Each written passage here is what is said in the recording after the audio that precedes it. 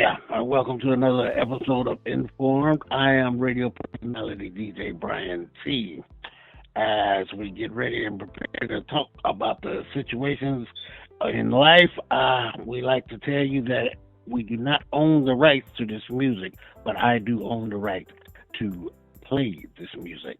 So, once again, welcome to another episode of Be Informed. Today's topic is about same assignments and relationships. Do you believe that God called you here to do the same assignment with your partner, or could you have your own assignment and still be together? And also, we're touching on love versus chemistry. Okay, so Brian T, we're going to be asking you some questions because for your male view about do you think you love the women because of what type of personality they had, or did you love them because of how they make you feel, which we would feel like that would be a chemistry reaction. So I don't know if you're prepared, but can you give us a little something on that, Brian T? Actually, it's both. I love my women, the way they made me feel, and the personality. Not to mention that their string in life on views on life. So yes, I did love them for their personality and the way I felt when I was around them. Okay, but Brian, they when you were with them, either I know you probably wouldn't because you just now really start serving the Lord. So at the time, your relationship wasn't based on serving the Lord, correct? Correct. I didn't know anything. I know about Jesus, but I wasn't pursuing Jesus at that time. I was a young man. Okay. 18, 19, 21 years old. I wasn't on the path of Jesus at that age. Okay, because like Delana said, we were trying to do a show on relationships, whether it be chemistry or characteristics. So even we can bring in our relationship with God. A lot of people, a lot of churches are saying you got to have a relationship. You got to have a relationship with God. Now, I was told by the Latter-day Saint Church that I have to communicate with our Father often. Now, they don't use the word relationship like the other churches use relationship. And I think that word relationship may be throwing off a lot of people when it comes down to their relationship with God, when it comes down to their relationship with people, with their relationship with how they eat their food. Is a way to talk to some people. Everybody ain't raised with a proper amount of words where they would have an understanding of what you're trying to come across. So for me, I know that I need to build my communication with the Father in heaven more so, but I like the training that I get from the Latter-day Saints about that communication. I like that. And the other ones, I really wasn't getting a lot of understanding from my family church. And maybe that growth period where you're learning to have your relationship with the Father in heaven may affect your relationships with other people. And I think that's on my part. But Delana, what about your part? Do you feel your relationship with your spiritual being is the same as your relationship with that you have now? Yeah, I feel like because I feel like you got to be equally yoked.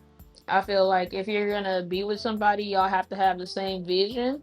So y'all not doing two separate things. Like if y'all have a relationship, y'all become one, then almost everything y'all do together. So I definitely think that spirituality is a part of it, but I think it's all things actually. So Okay, but what I was asking you was that, like, your relationship with your heavenly Father, is it equal or the same as your relationship with your husband, or do you see it making a difference in your relationship with your husband?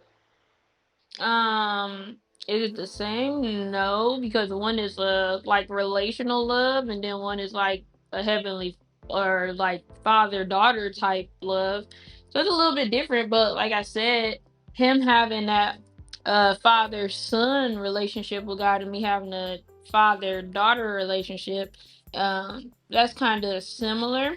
Even though it's a little different because one's a son, one's a daughter, still like a child of God and still that submission. So being able to do that together helps with the relationship. I'm gonna bring on mine.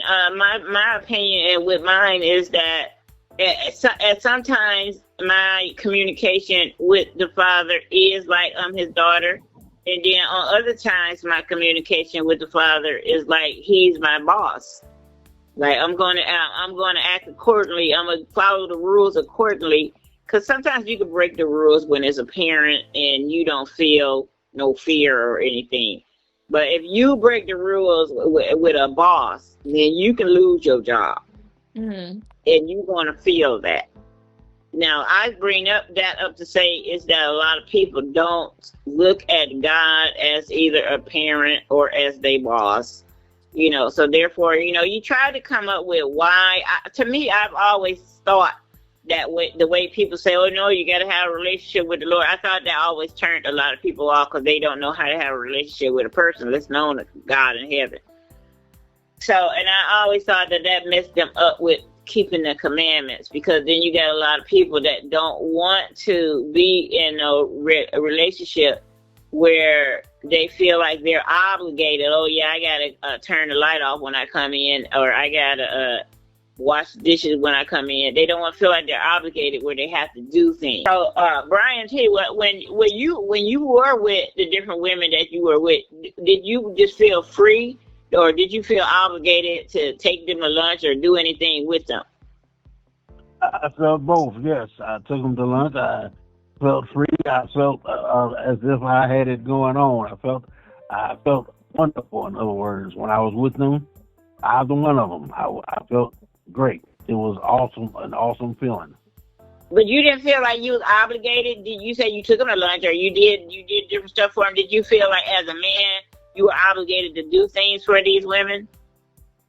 No, I didn't feel obligated to do things with them. I just felt like, hey, I'm gonna do it for them because I really loved them. I love doing it for them. I love both of them. So it wasn't no obligation or anything like that. I just felt the need to do it. Okay, so because some men, especially these days, are saying the woman got to bring something to the table more than, she look good, she talk good, or, whatever. They looking for her to have a job or have something more or something. They looking for something more. They don't even, I think a lot of times they don't even know what they looking for when they say, you got to bring something to the table. Okay, when you met me, I was working. When you met me, I was taking care of myself. Why would I not take care of myself until somebody meet me? Of course, I'm going to do my hair. Of course, I'm going to get me a job and get some money. I got to feed myself. Yes, of course, I'm going to take myself and get some decent food. So then why I'm waiting on you for to do that? So then again, let me get both of y'all to explain to me what you think about, or if you ever heard people saying you got to bring something to the table in a relationship. Go ahead, Brian. Yeah, well, I heard that about that. Got to bring something to the table. But in my past relationships, my females wasn't thinking of that. They just wanted companionship. They wanted somebody to love, someone to be there for them, um, and someone to respect them. So it didn't really matter what you had or didn't have. It's what you can accumulate together. Okay. And what about you, Delana? What you feel about that? Bring something to the table. I think it's straight baloney because I feel like a man got to be a provider, and I feel like a woman, I feel like she should have her own stuff going on. But if in the future she's like, hey, I don't want to work. I'd rather be home and stuff because that man want to be that provider. He should be like, okay, babe, that's cool. So I don't think that, I feel like a woman is supposed to help a man. So if anything, I don't think what she needs to bring to the table has anything to do with like financial or anything materialistic, but maybe a good head on your shoulder so you can help him make money for the household so you can live your dream life. Yeah.